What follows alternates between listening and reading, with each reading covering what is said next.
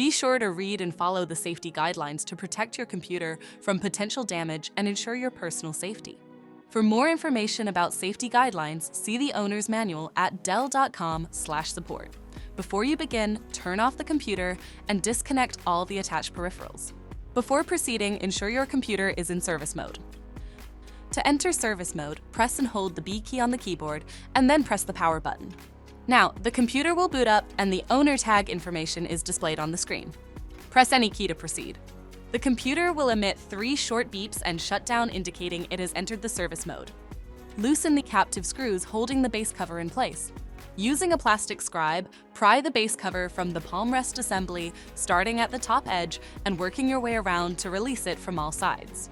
Now, lift the base cover from the palm rest assembly.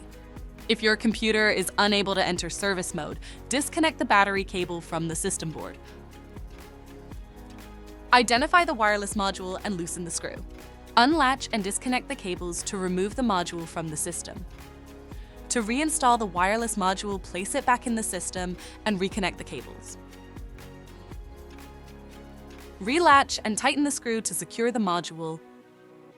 If the battery cable was disconnected earlier, make sure to reconnect it to the system board.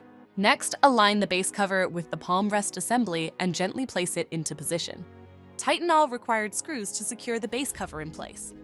To exit service mode, connect the AC adapter and press the power button. Please note, the system will only power on and exit service mode if the adapter is connected. For more information about your Dell system, visit dell.com/support.